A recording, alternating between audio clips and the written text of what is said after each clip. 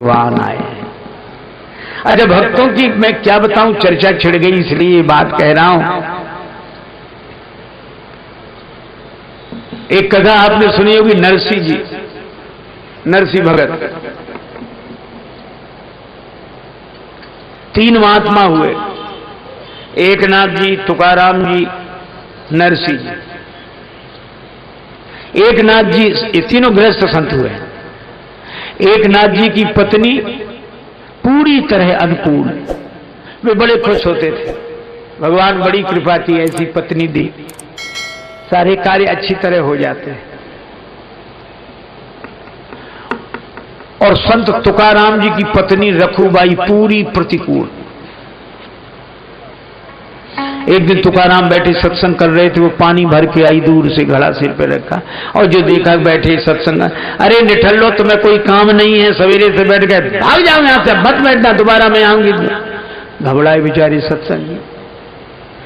तुकाराम बैठे रहो बैठे रहो। दोबारा फिर आई, वो देखा बैठे तो पानी से भरा घड़ा ही पटका नरसिंह जी के ऊपर, भड़ाक से फूट गया, भीग गए और सब। नरसिंह जी हंसकर बोले, हमने सुना था जो गरजते हैं बरसते नहीं, पर हमारी पत्नी गरजती भी है बरसती भी। पहले गरज गई, अब आके बरस गई। खेत में बहुत से गन्ने हुए, बाजार बेचने गए तुकाराम जी, रास्ते में बाल गोपाल मिल गए, जय हो गोपाल जी, लो गन्ना खाओ, लो। सारे गन्ने बांटा, एक बचा। पत्नी ने समझा बिक गए, एक ही बचा, बिक गए, बिके नहीं, रास्ते में गोपाल जी मिल गए थे, सबको दे दिया, ये एक बचा। इस पत्नी ने वही गन्ना उठा के पीठ में मारा, दो टुकड़े हो गए। तो तुकाराम बोले, बड़ी समझदार हो, गन्ना एक, हम तुम दो, दो टुकड़े हो गए, एक तुम चूस लो, एक हम चूस लेंगे। अब ये तुकाराम भी कहते, भगवान की बड़ी कृपा है, ऐसी प्रतिकूल पत्नी दी है तो भगवान में मन आसानी से लग जाता है, नहीं तो इसी में लगा।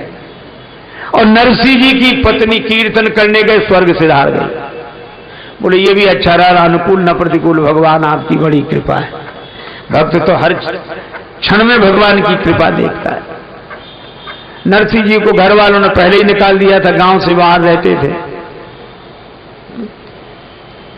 एक टीला था, वहीं अपनी झोपड़ी बना ली, एक ही काम, श्री कृष्ण गोविंद हरे मुरारे, हे नाथ नारायण वासुदेवा, राधा कृष्ण यही। अब ऐसे के पास रहे कौन, तो 16 सूरदास। आंख वाला कौन रहे, सूरदास। वे कीर्तन करें तो राधा कृष्ण करें, जैसे तैसे गुजर बसर चलती, कोई बात नहीं। बेटी के यहां था कोई कार्य, निमंत्रण आया, नरसिंह जी ने बोला, अब सूरदास बाबा क्या खबर, कहां से आए? अरे बेटी के यहां। अच्छा तो चलोगे नहीं बाबा, हम लोग भी घूम आएंगे। नरसिंह जी बोले, चलें तो, पर यहां तो भोजन के लाने पड़े, कहां, न गाड़ी न बैल। अरे मान लो, आपके तो बड़े बड़े लोग हैं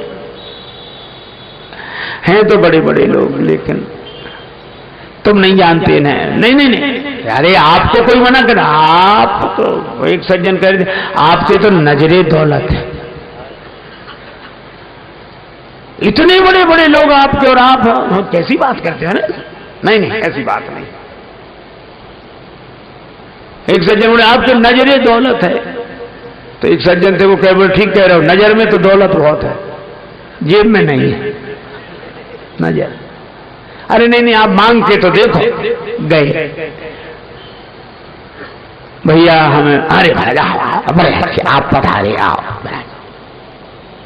भैया। हाँ बोलो, हमें बेटी की, अरे बिल्कुल जरूर जाना चाहिए, निमंत्रण आया है तो बेटी जाओ, लेकिन जाएं कैसे, न बैल न गाड़ी, बैल मिल जाए। और जो सुना बैल, अरे महाराज खेती बाड़ी का काम है हम लोगों को, तो लेकिन आपको मना कैसे करें, पुराने बैल हैं, बूढ़े काम चल जाए। दे भी रहे और मना भी नहीं कर रहे। और ये बूढ़े पुराने बैल ऐसे कि बैठ जाएं तो खड़े नहीं हो सकते, खड़े हो जाएं तो बैठ नहीं सकते, बिल्कुल जर्जर मरणासन। भक्तों ने सोचा कि कुछ दिन बाद तो भगवान के यहाँ जाने ही वाले हैं, उसके पहले भक्त ही के यहाँ चले जाएं, अच्छा है, ले जाओ, ये महाराज। और नरसिंह जी बड़े प्रकट दिया तो कम से कम। इसी तरह टूटी फटी पुरानी गाड़ी मिली, जोत दी नरसिंह जी ने। भगवान जाने कैसे बने होंगे 16 साधु और 17वीं नरसिंह। उन 16 के तो आंख थी नहीं, नरसिंह जी ने और आंख बंद कर ली। अब गाड़ी चली, तो पहले से ही नहीं है, तुम भी आओ बैठ जाओ। भगवान जाने 16-17 कैसे बने होंगे उस गाड़ी में। शायद इसलिए बने कि सब सूरदास से दिखते ही नहीं था कौन बैठा।